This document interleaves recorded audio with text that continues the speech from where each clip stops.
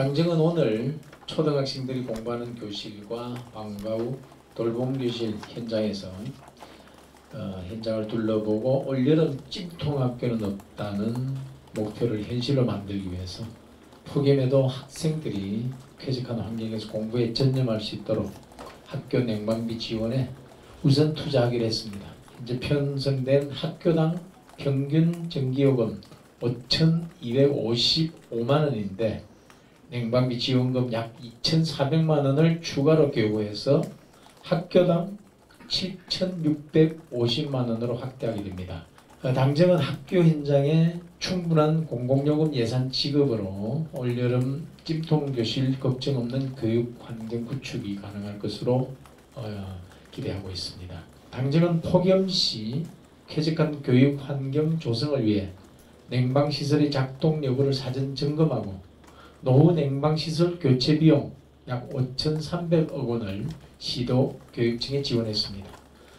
이와 함께 빈교실, 조명소 등 대기전력 차단 등 학교 내 에너지 절약 운동을 병행 추진해서 학교 현장의 공공요금 부담 완화를 독려해 나가겠습니다. 아울러 생활이 어려운 취약계층과 사회복지시설 등 취약 부분이 여름철 무더위 속에서 냉방비 부담으로 어려움을 겪지 않도록 더욱 두텁게 지원하기로 했습니다.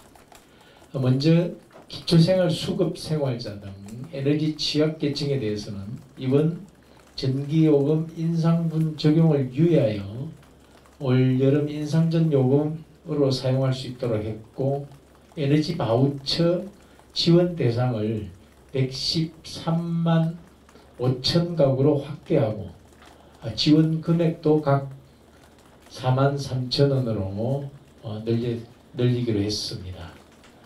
저소득 취약계층에 대한 고효율 에너지 보급도 당초보다 1,500대를 더 추가해서 모두 1만 5천 대를 보급하는 등 효율적인 에너지 기기도 지원을 확대하기로 했습니다. 어르신이나 아동 등 사회적 약자가 이용하는 사회복지시설에 대해서는 7, 8월 2달 동안 최대 50만 원의 냉방비를 추가로 지원하기로 했습니다. 일반 서민과 중산층 대상으로도 냉방 수요로 인해서 전기 소비가 많은 7월과 8월에 전기요금 누진 구간 상한을 확대해서 요금 부담이 줄어들도록 하고 있습니다. 이로써 각 가정과 여름철 전기요금이 사용량에 따라 약 20%까지 감소될 것으로 기대됩니다. 특히 국민들의 냉방비 부담을 완화하기 위해서 전기 사용 절약에 따라서 에너지 캐시백 인센티브 수준을 7월부터는 대폭 확대하기로 했습니다. 오늘 기준으로 에너지 캐시백 신규 가입자가 신청 3주 만에 45만 세대를 넘어섰습니다. 그만큼 국민적 관심이 높아지고 있다는 얘기입니다. 이번 에너지 캐시백 확대에 따라서 전기 사용 절감에 따른 인센티브를 킬로와트 시당 최대 100원까지 제공해서 요금 부담을 더 덜어드리고자 합니다. 이에 따라서 4인 가족 기준으로 지난해보다 10%를 전기를 절감하면 킬로와트 시당 3,440원, 20%를 절감하면 8,600원, 30%를 절감하면 12,900원을 추가로 돌려받을 수 있게 됩니다.